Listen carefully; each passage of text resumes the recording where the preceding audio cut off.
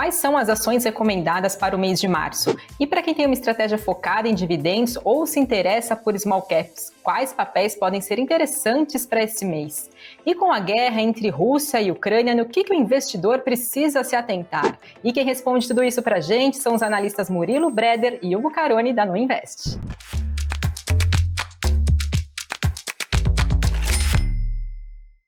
Oi, Hugo e Murilo, sejam muito bem-vindos a mais uma edição do Analistas em Ação. Olá, Fabi. Olá, Hugo. Olá, investidores. Vamos lá. Muito obrigado. Um ano começando difícil nos mercados, mas as carteiras aí de dividendos e small caps seguem de pé, com ambas não apenas no positivo em 2022, mas a carteira de dividendos especificamente apresentou aí o melhor mês desde o início da carteira em março do ano passado, ao subir mais de 10% em fevereiro. A gente vai comentar sobre o que se mantém e o que muda daqui para frente das nossas carteiras recomendadas.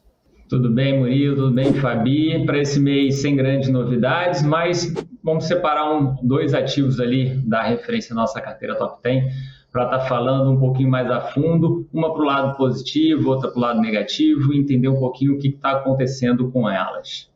É isso aí, hoje é um programa especial de virada de mês, onde a gente sempre traz as carteiras recomendadas. No caso, a gente vai falar da carteira mensal, da carteira de dividendos e também da carteira de small caps. Mas antes da gente falar das carteiras, nesse ano agora de 2022, já é um ano mais desafiador para os investidores, afinal a gente tem eleição aqui no nosso país, mas agora um fator extra requer atenção, está chamando a atenção dos investidores, claro, que é a guerra entre Rússia e Ucrânia. Então eu queria saber, Hugo e Murilo, no cenário que a gente tem atualmente, de forma geral, o que o investidor deve se atentar e fazer nesse momento?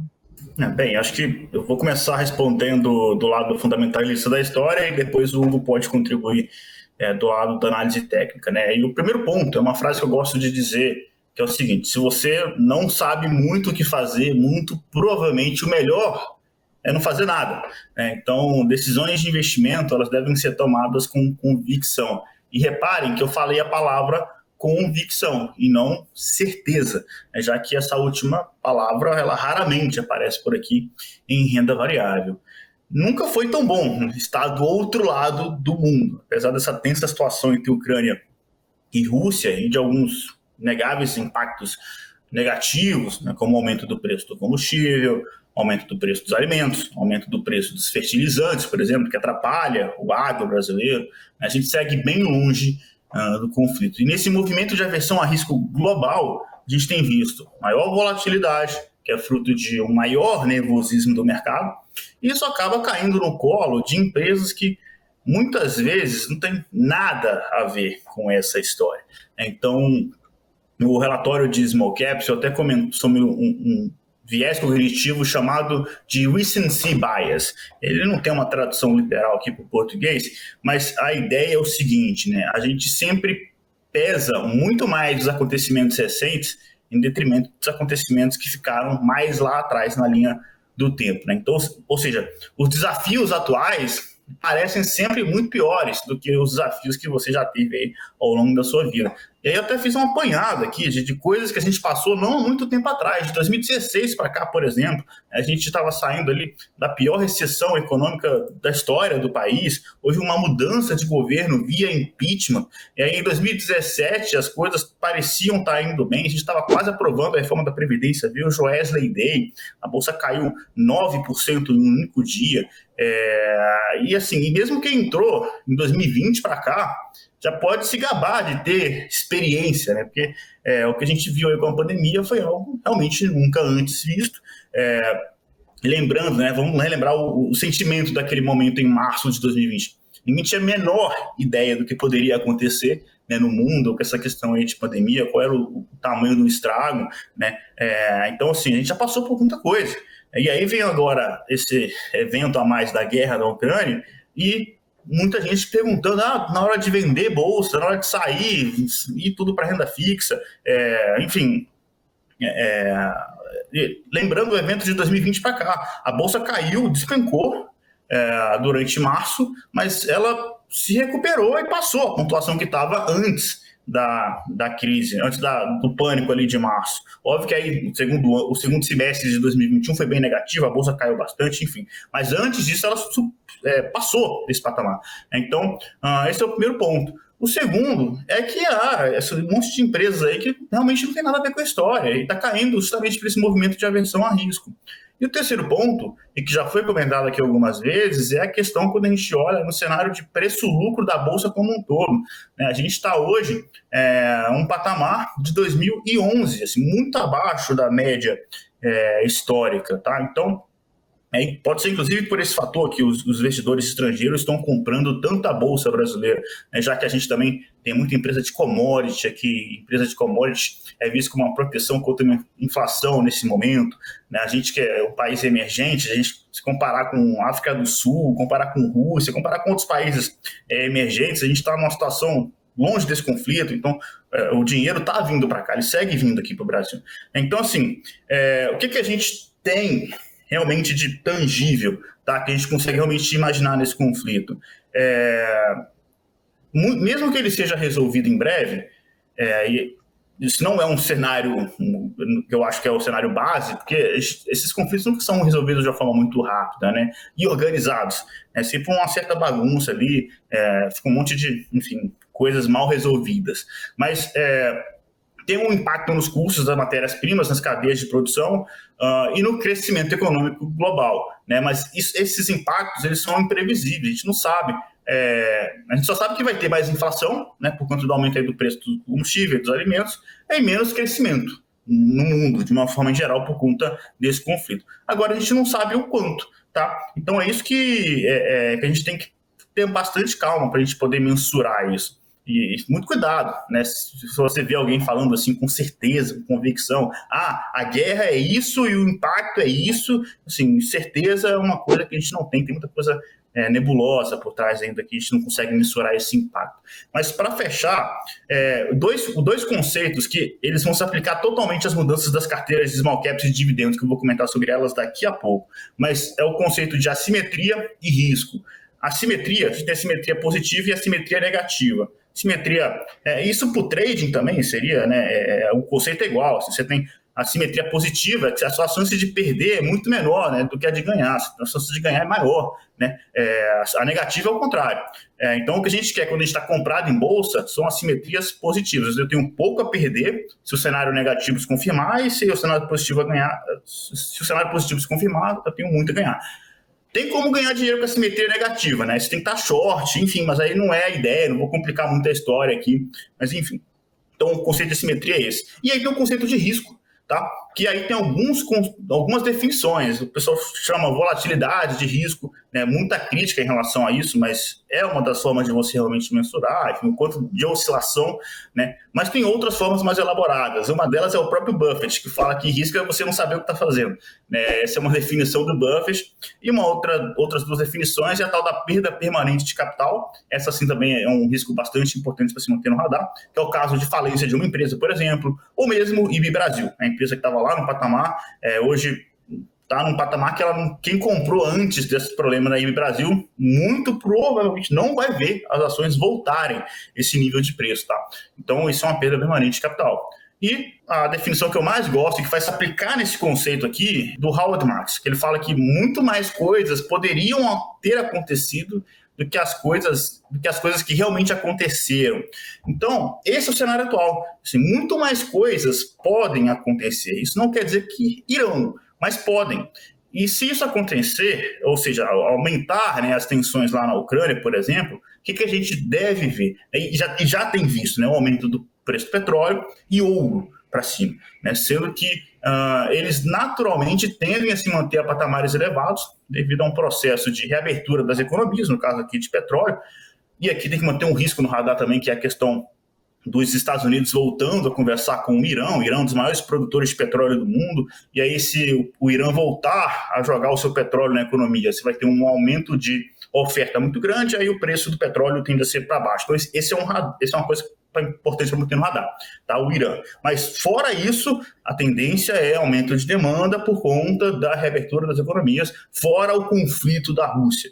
A Rússia também é a terceira maior produtora de petróleo do mundo, então tem impacto sim. E o ouro, tá? Enquanto o ouro sempre foi um mecanismo de proteção contra a inflação, a gente tem visto aí esse cenário inflacionário no mundo inteiro, né? Bancos centrais jogaram os juros para baixo, agora estão vendo inflação lá em cima. ouro é uma proteção contra esse cenário.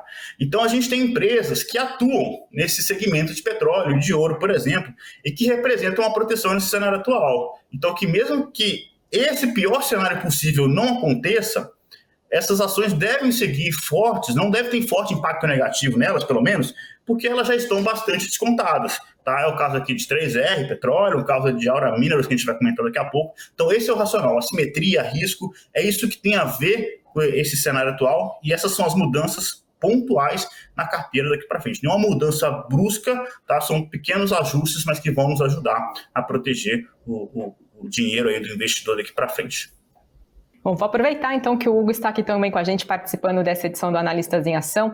Hugo, o que você consegue trazer para a gente de análise então tanto do petróleo quanto também do ouro, então que acabaram de ser comentados agora pelo Murilo?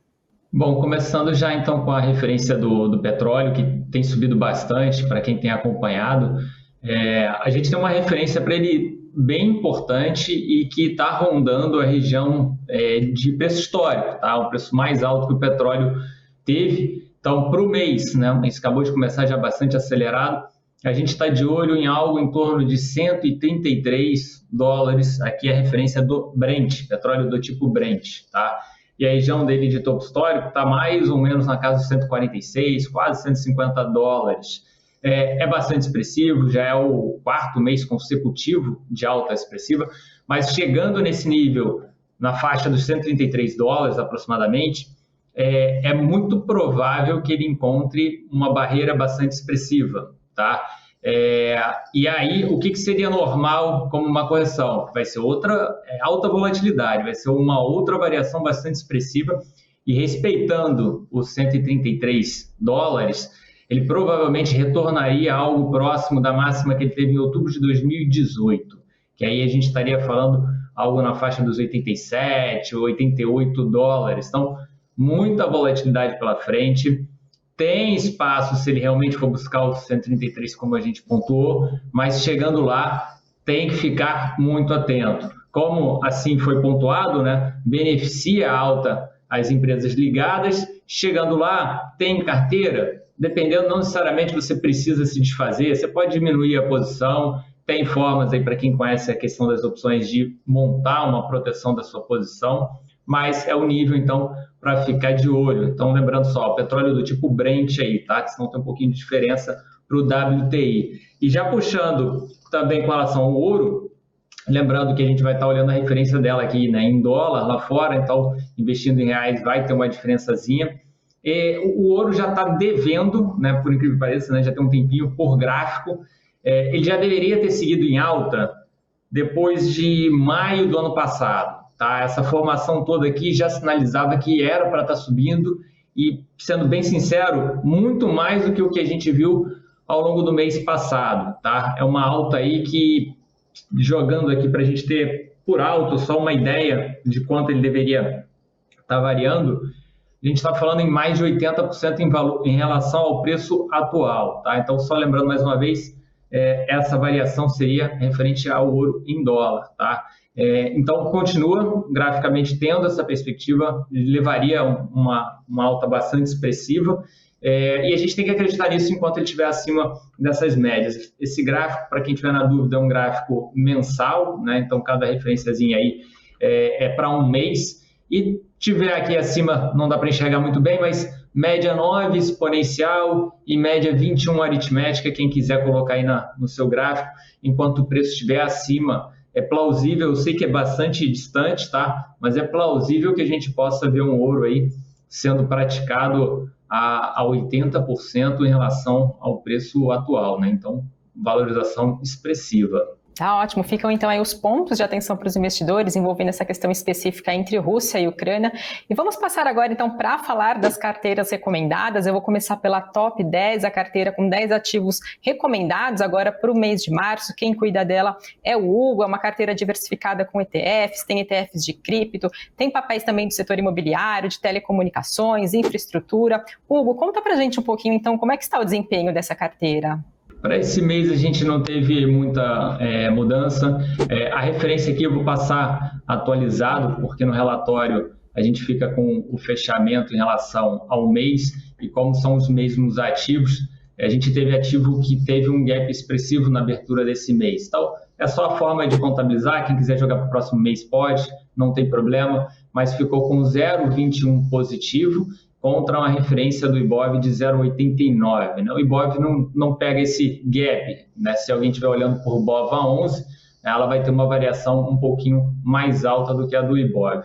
Agora, eu destaco com relação ao último mês, positivamente, e que o pessoal gosta bastante de ouvir falar, é a referência do Hash 11, que no caso eu vou puxar para vocês o Bitcoin, porque é o ativo que tem o maior peso, ele junto com o Ethereum, né, é o maior peso, e a gente tem um histórico maior do Bitcoin, então ficou um pouco melhor para a gente poder fazer uma avaliação na visão de longo prazo, né? Então, vem diminuindo bastante a velocidade de alta que o ativo teve aí ao longo dos últimos anos, né? A gente diminui um pouquinho esse ritmo, né? Começou muito acelerado lá atrás, 2010 para virar 2011, mas ainda formando o que graficamente a gente fala que é positivo, né? São fundos ascendentes, né? Por enquanto o atual ainda sendo formado, né? E topos ascendentes. Então, cada vez mais ele tem um movimento de alta renovando o topo histórico e quando corrige, sustentando os preços acima do último nível que foi praticado.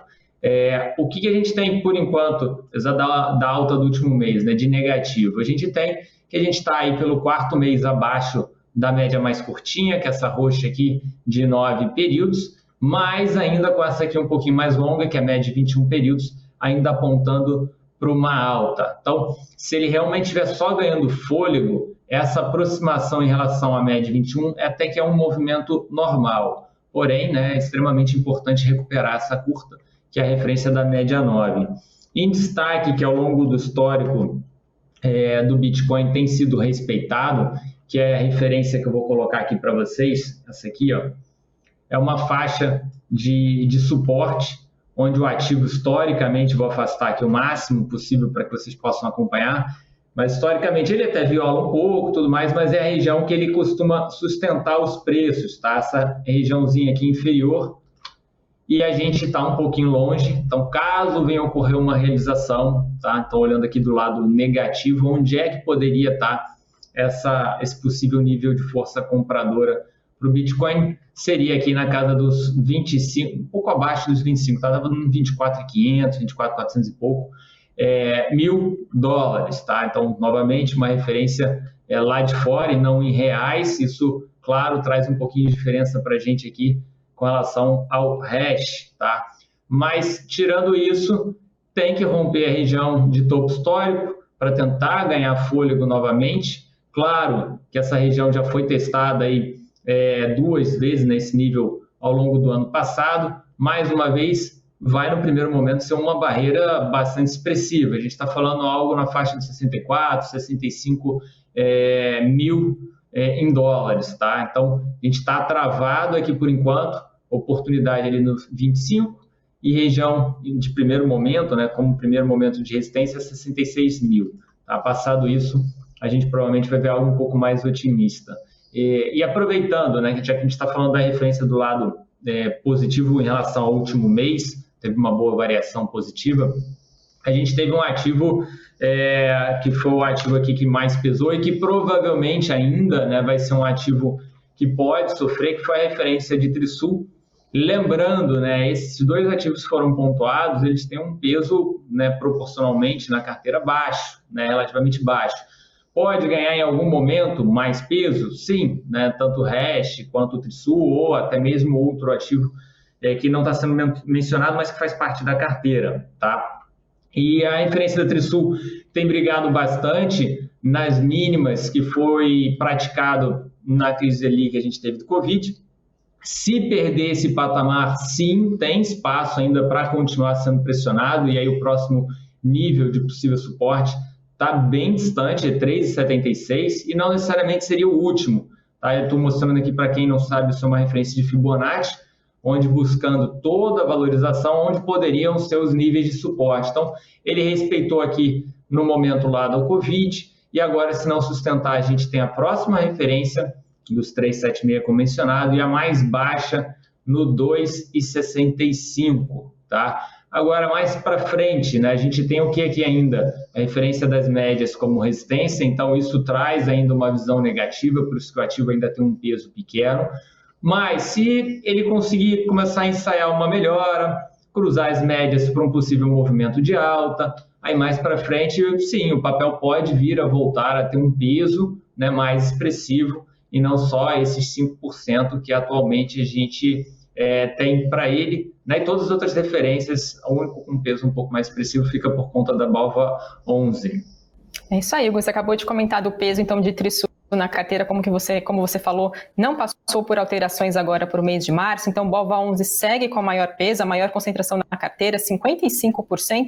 Por que dá essa estratégia, Hugo? Por enquanto, como quem está acompanhando o relatório, né, e sabe, os outros ativos, eles não têm, ou eles não estão nem dentro do índice, né, e com isso não tem uma correlação muito alta com o comportamento do índice, e dada aquela expectativa, até como o Murilo já até falou em outros programas, de que você poderia ter os ativos de maior peso, né, Petro, Vale, tendo um bom comportamento, esse comportamento viria justamente da própria BOVA. Tá mais para frente, quando os outros ativos provavelmente vão começar a ganhar um pouco mais de fôlego, com o tempo, parte dessa participação que a gente tem de 55% de BOVA vai ser distribuída entre esses outros ativos e não pontualmente, todo mundo vai ganhar, não. Ativos que possam, de fato, por gráfico, estar demonstrando que entrou num novo movimento de alta, vão ganhar preferência frente àqueles que ainda não conseguiram.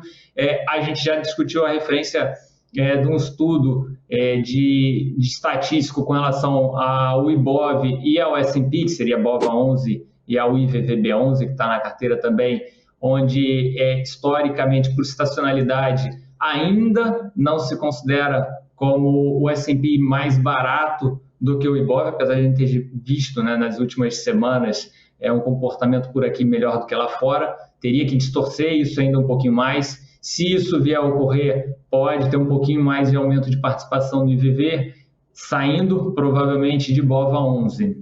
Legal, a gente segue então falando das carteiras. Agora eu passo para a carteira de Small Caps, essa carteira que tem 11 ativos. Quem cuida dela é o Murilo Breder. Murilo, traz para a gente também então como é que está o desempenho dessa carteira.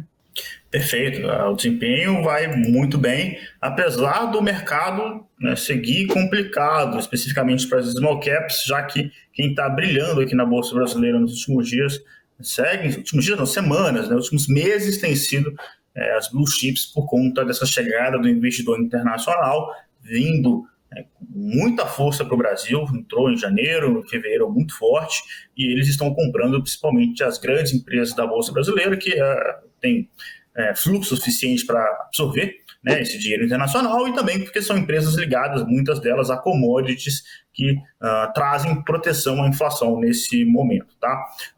Mas a gente segue, né, performando muito bem, apesar disso.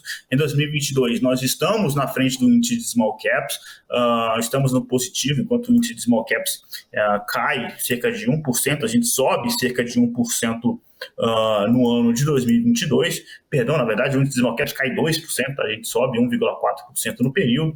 Nos últimos 12 meses também, a gente está na frente do índice de small caps. Quando a gente olha 12 meses, a gente está com uma alta de 6%, enquanto o índice de small caps cai 13%, tá? E aí desde o início, aí é o gráfico que está na tela nesse exato momento, é uma disparada aí de 27,4% contra o índice de small caps que cai 1,7% no período. Então, assim, cerca de 30 pontos percentuais na frente do benchmark. Então, a gente teve um mês de fevereiro no positivo, o índice de small caps caindo 5% no período, a gente subindo mais de 1%, tá, no mês de fevereiro, mesmo com a queda do índice. Principalmente, o que ajudou na performance da carteira? O setor agro com o Brasil, Agro e Kepler Weber. Tá? O Kepler Weber subiu mais de 30% no período, as duas empresas performando muito bem após os seus respectivos resultados trimestrais. As duas teses que estão na carteira de Small Caps desde o início, literalmente, né, da carteira em outubro de 2020. Ainda não tenho nenhuma pretensão de tirá-las da carteira. O único destaque que eu faço aí no relatório mensal da carteira de Small Caps é em relação ao preço de Kepler Weber, subiu muito, mais de 30% em fevereiro, e ultrapassou até que preço comprar, que era de R$ 47,00, e aí no relatório eu explico que não achei que está na hora ainda de revisar o preço para cima, tá? Então quem está comprado em Kepler Weber continua, tá? Mas quem está de fora, ou se você quer aumentar a posição, acho que não está na hora, tá? Deixa o papel, né, respirar um pouco, deixa eu voltar a negociar abaixo dos R$ 47,00. Esse é o destaque que eu faço, né? Que muitos investidores têm essa ideia de querer comprar depois que subiu. Não, é o contrário, né? Tem que agir sempre contraciclicamente, e aí que bom que Kepler Weber está nesse momento maravilhoso, mas aí é hora de ficar um pouquinho de fora do ativo ali. Não quer dizer que é para vender, é só para quem deixar quieto, não compra mais, deixa abaixar um pouco, ou deixa eu revisar um pouco mais ainda a tese, quem sabe eu ajusto o preço para cima, mas por enquanto, né, é hora de focar em outros ativos. Eu acho que tem coisas mais baratas para a gente comprar quando a gente fala de small caps. Murilo, para esse mês a carteira tem novidades, né, envolvendo a CSU Card System, a 3R Petroleum também, como você comentou. Quais que são as mudanças, então, e o que motivou você a fazer essas alterações na carteira agora para esse mês? Boa, a gente está reduzindo uma ação em carteira, a gente está saindo de CSU Card System, ela estava na carteira desde abril do ano passado, ela tinha 5% de alocação, né, recomendada, então eu vou pegar esses 5% e estou colocando ele em 3R Petroleum, que antes era 5%, agora passa a ser 10% da carteira. E aí tem uma combinação de motivos, tá? A 3R Petroleum entrou no mês passado na carteira, ela teve um desempenho aí de fevereiro ruim, tá? Ela chegou a cair mais de 10% em fevereiro, na verdade tudo concentrado em um único pregão, tá? No dia 23 de fevereiro, reagindo ao resultado do quarto trimestre, o mercado não gostou, as ações caíram 12,5% nesse único dia, mas eu achei exagerado a reação do mercado, tá? Porque quando a gente fala de resultados trimestrais, a gente está falando de coisas que são passado, né? Já aconteceu.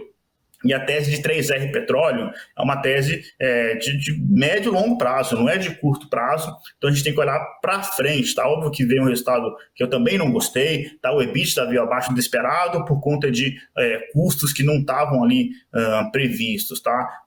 Então, esse é o primeiro ponto. A 3R abriu uma brecha, né, na minha opinião, uma oportunidade para aumentar a posição, então esse é o primeiro ponto. Segundo, o petróleo, né, ajudando o 3R na veia, porque lembrando que aqui, diferente de Petrobras, ela não tem nenhum problema para repassar preço, né, ajustar a paridade internacional no preço do petróleo, e o preço médio do petróleo nesse primeiro trimestre vai ser muito maior do que terminou ali o quarto trimestre do ano passado. A gente está falando de um petróleo tipo Brent, que fechou em 2021, patamar de $78 aproximadamente, e em fevereiro agora está sendo mais de 100, tá? Então, assim, mais de 30% de retorno acumulado de petróleo só em 2022. Então, isso vai pegar o resultado do primeiro tri na veia de 3R Petróleo também. Então, esse é o primeiro ponto, um movimento mais tático, mais de curto prazo. Deixa eu aproveitar essa oportunidade que abriu aqui em 3R Petróleo, e aí a matemática, né, não tem como fugir dela.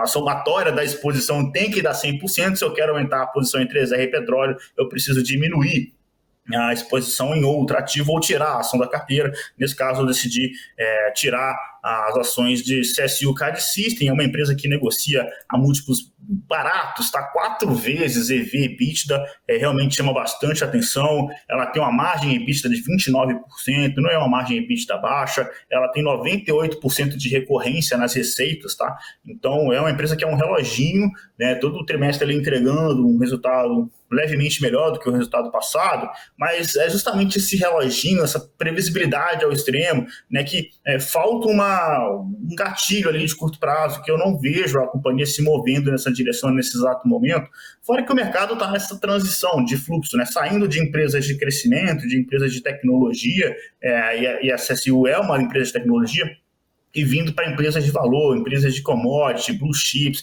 Então, CSU sofrendo bastante com esse fluxo vendedor ao longo aí dos últimos meses. Eu não acho que isso deve mudar já no curtíssimo prazo. Tem um resultado dela para sair muito em breve aí do quarto trimestre, mas enfim, né, justamente por essas faltas de gatilhos de curto prazo, que eu preferi optar, né, por CSU saindo para aumentar a posição em 3R Petróleo, CSU é uma empresa que eu vou manter no radar, justamente por essas características que eu falei que está barato, margem EBITDA alta, recorrência de receita alta, isso são características que eu gosto, tanto que ela estava na carteira, mas justamente para tentar ajustar esse momento de guerra, né, de aumento de preço do petróleo, surfar um pouco essa onda e essa inversão de fluxo de empresas de crescimento e tecnologia para valor, é que a gente decidiu fazer essa mudança. Tá? Então, esse é o racional da alteração.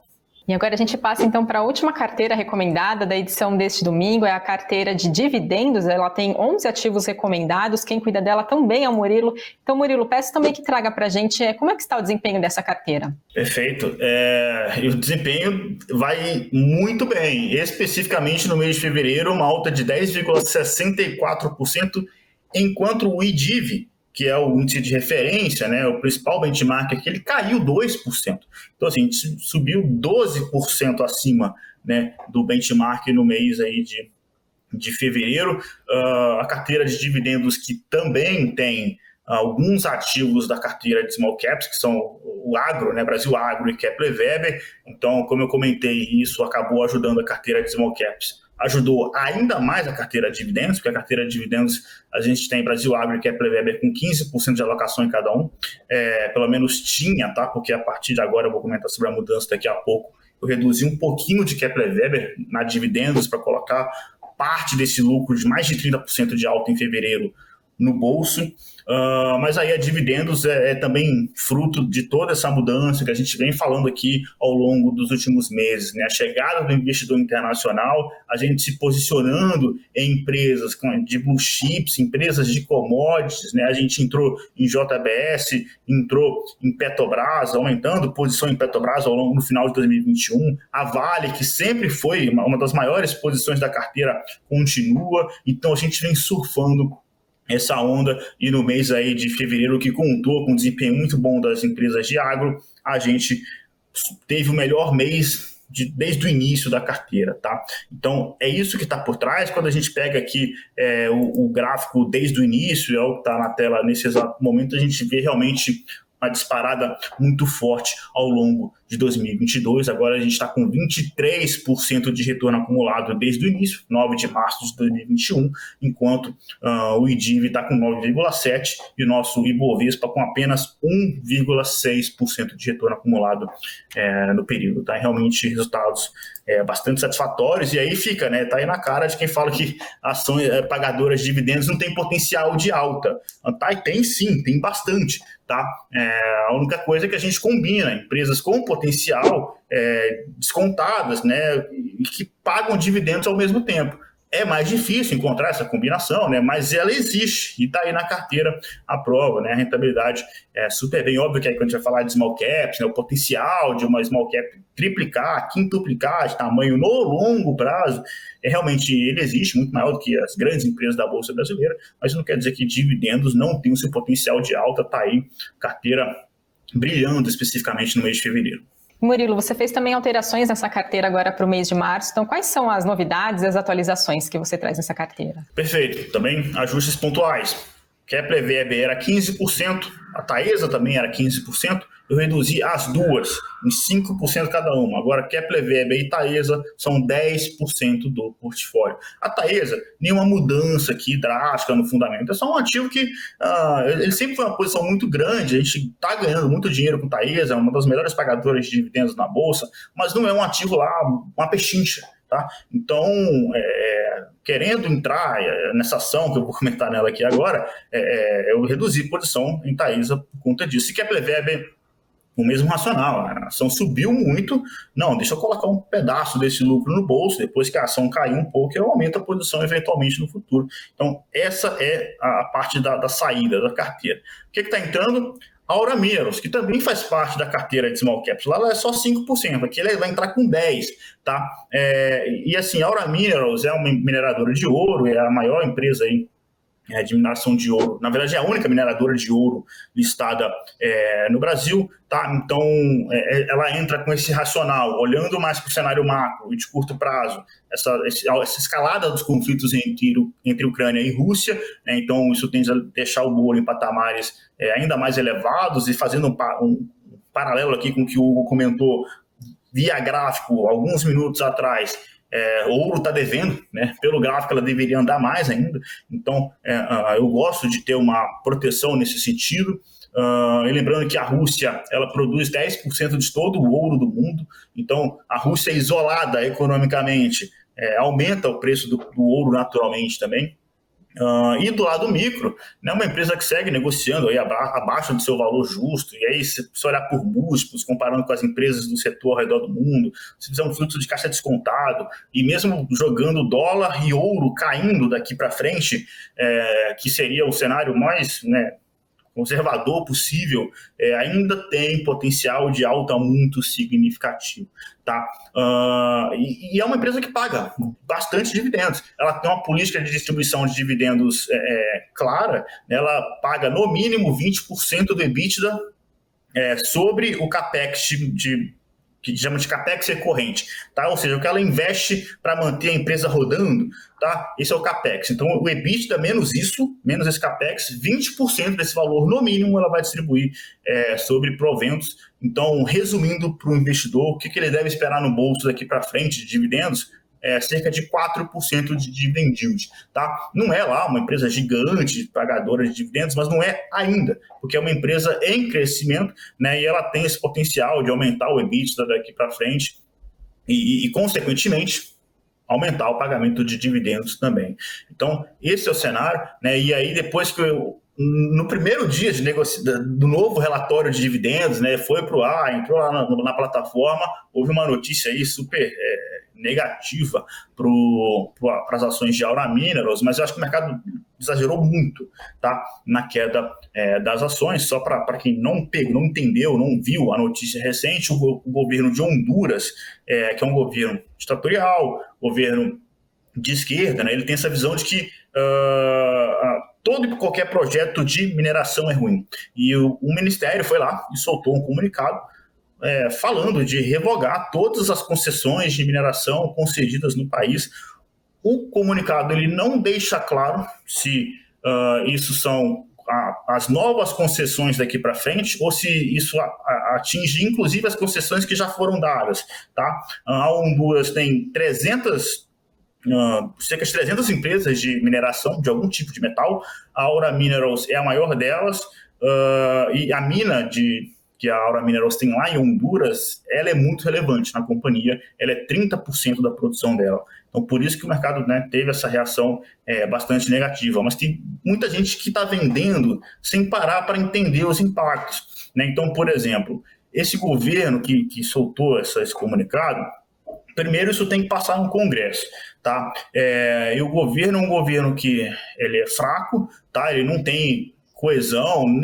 Teve, inclusive, protestos da população, depois que o governo foi lá e soltou esse comunicado. Tá? Teve protesto e o segundo ponto é que ele tem minoria no Congresso, então isso tem que passar no Congresso também.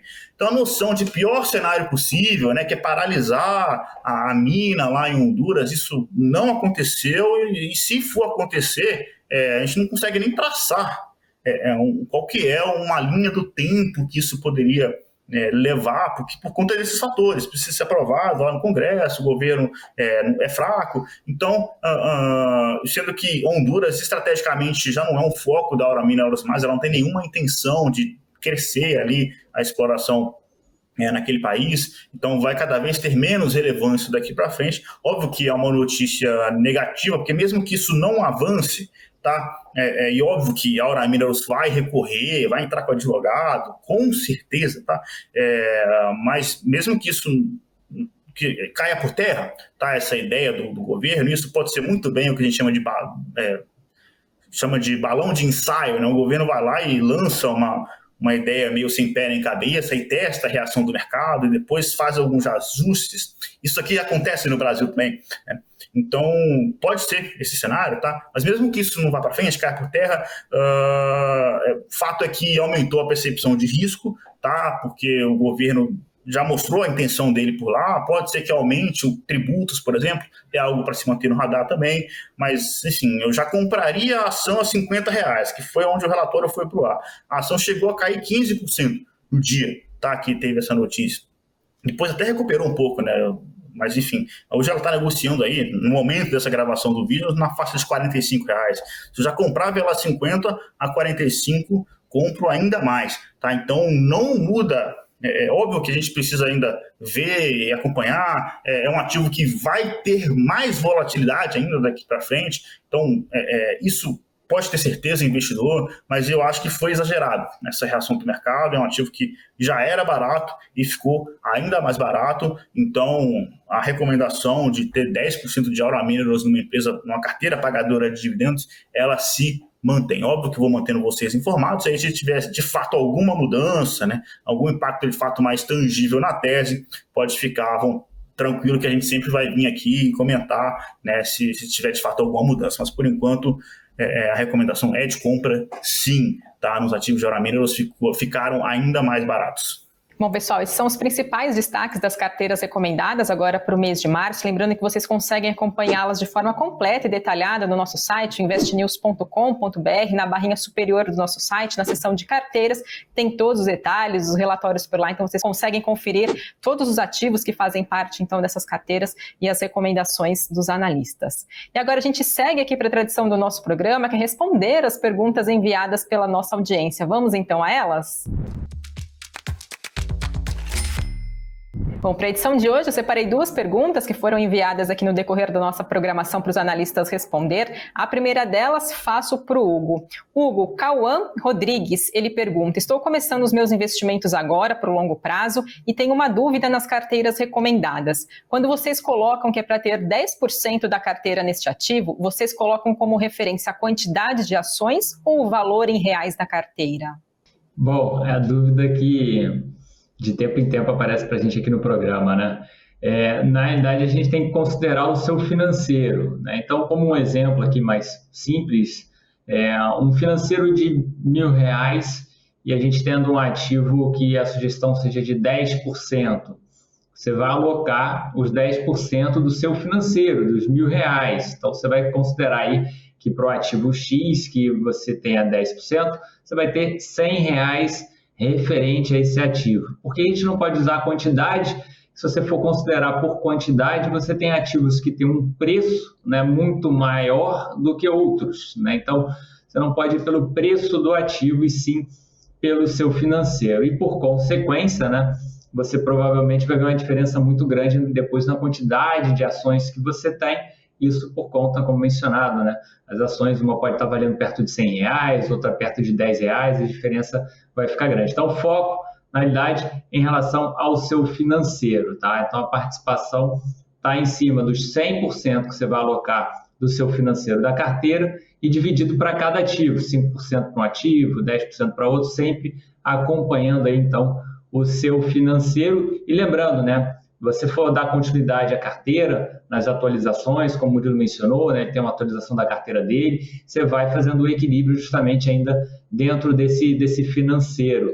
O ativo que saiu, você vai tirar ali o percentual proporcional a ele do financeiro em cima da carteira como um todo para alocar nesse novo ativo que passa a fazer parte da carteira. Outra pergunta que a gente recebeu foi do Marcelo Sam, e ele diz: nunca vi uma recomendação de Coca em uma carteira de dividendos, por que manter?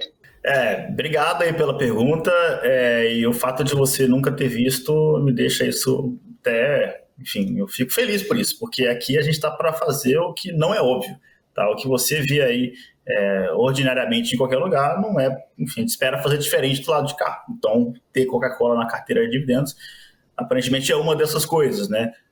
A gente tem, enfim, o que o mercado tem de praxe, tá? Eles não costumam separar carteiras, né, por estratégias, e aí você vê aí casos de análise vendendo produtos, você tem a carteira de small caps, carteira de dividendos, igual a gente tem por aqui, mas aí eles acabam separando, por exemplo, a estratégia de BDRs, como se fosse uma estratégia muito diferente. E eu acho que são complementares, são diferentes. Aqui, quando a gente vai fazer uma carteira recomendada, a gente precisa tentar se proteger, né, e investindo em ações brasileiras e ações americanas também, tá? E existem boas empresas pagadoras de dividendos lá nos Estados Unidos. A questão é que lá é um contexto diferente, porque os juros lá ele fica historicamente muito próximo de zero, é muito baixo. Então, a gente está falando se a gente falar de grandes empresas pagadoras de dividendos por lá, é coisa de 4%, 4%. Né? A Coca-Cola é uma das maiores pagadoras de dividendos. O Buffett adora a empresa há literalmente décadas, está lá no portfólio da Berkshire Hathaway, e ela faz parte da carteira de dividendos simplesmente pelo fato de que ela vem aumentando a distribuição de proventos por ação anualmente, ou seja, cada ano ela vai pagando um dividendo por ação maior há 58 anos consecutivos. Tá? Então, ela é um monstro. É por isso que ela faz parte da carteira de dividendos. Eu não faço essa questão de separar porque é BDR e aí não. Não, cara, ela paga dividendo. E paga dividendo ainda em dólar ainda, né? Ou seja, é mais uma proteção, é dolarizar a carteira. Uma empresa que eu gosto, o Buffett gosta, né, uma gigante do mundo aí, com esse histórico de pagamento de dividendos, e inclusive estudo cada vez mais empresas lá fora, né, como, enfim, pode ser que daqui para frente a gente tenha uma segunda BDR na carteira, dividendos também, não tem problema nenhum, tá? Nesse caso eu tenho apenas um, que é a Coca-Cola, mas é por esse motivo, tá? Então, esse é o racional por trás, não tem nenhum grande mistério, não. Ninguém falou que não podia ter BDR em uma carteira pagadora de dividendos. BDRs pagam dividendos, sim. Coca-Cola é uma das maiores pagadoras de dividendos, tá, dos Estados Unidos e faz parte da carteira por esse motivo. É isso aí, pessoal. Essas foram as perguntas da edição de hoje. Lembrando que se vocês têm dúvidas e gostariam de enviar aqui para os analistas responderem, deixem nos comentários desse vídeo ou também passem para a gente no decorrer aqui da programação do Invest News, de segunda a segunda no YouTube, e a gente vai trazendo aqui no decorrer dos programas Analista em Ação. Lembrando, a edição de hoje fica por aqui. Quero agradecer a todos vocês que nos acompanharam todos os domingos às 9 horas da manhã. Tem Analistas em Ação, fiquem ligados, e quero agradecer, claro, ao Murilo e ao Hugo por mais uma vez participarem aqui do nosso programa. Muito obrigada. De nada, Fabi, de nada, investidores, sempre um prazer estar aqui participando desse programa e fazendo um convite para o programa de semana que vem, que não é nem eu, nem o Hugo que estará aqui, é o José Falcão, falando do tema super importante que é fundos imobiliários, então fiquem ligados no episódio da semana que vem. Forte abraço, até mais. Agradeço a presença de todos, um excelente mês e até o próximo programa, pessoal. Isso aí, obrigada pessoal e até a próxima.